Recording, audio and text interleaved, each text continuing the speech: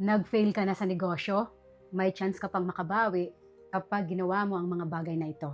Maraming tao ang tumitigil na agad sa pagninegosyo kapag nag-fail sila sa unang attempt.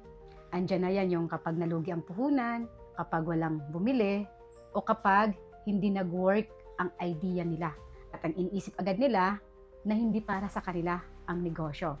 Pero ang totoo, ang failure sa negosyo, hindi ibig sabihin tapos na ang opportunity mo. Minsan, ibig sabihin lang nun, may kailangan ka pang matutunan.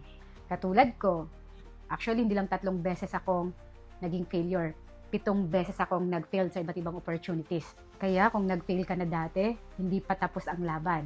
Pero, may isang bagay na kailangan mong gawin kung gusto mong makabawi. At ito yung madalas na hindi ginagawa ng karamihan. Ang ginagawa kasi ng ibang tao, pagkatapos nilang mag-fail sa negosyo, lilipat agad sa panibagong opportunity. Bagong products, andyan yung bagong system, mga bagong business idea. Pero hindi nila tinatanong yung pinaka-importanting tanong, bakit ba talaga ako nag-fail? Dito pumapasok yung isang bagay na makakatulong sa'yo para makabawi. Which is, kailangan mong i-analyze yung naging failure mo. Hindi para sisihin ang sarili mo, kundi para maintindihan mo kung saan ka ba talaga nagkamali. So, ask yourself, baka kasi mamaya, mali pala yung product na pili mo.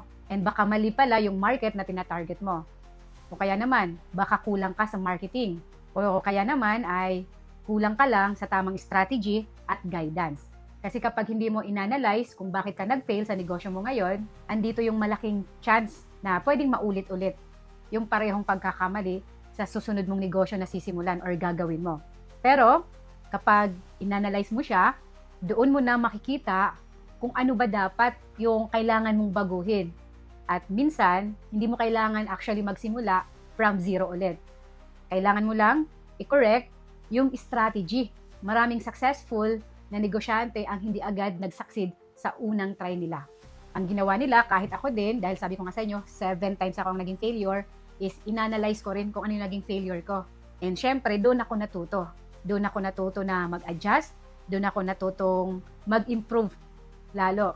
Kaya kung nag-fail ka sa mga negosyo mo before, huwag mong isipin agad na tapos na yung opportunity mo. Dahil minsan, ang kailangan mo lang gawin ay balikan ang nangyari doon sa past mo at i-analyze yung mistakes. At ngayon, gamitin mo siya bilang lesson para sa susunod mong negosyo. Dahil sa business, hindi lang yung mabilis mag-start ang nagtatagumpay. Kadalasan, yung marunong matuto doon sa pagkakamali ang siyang nakakabawi.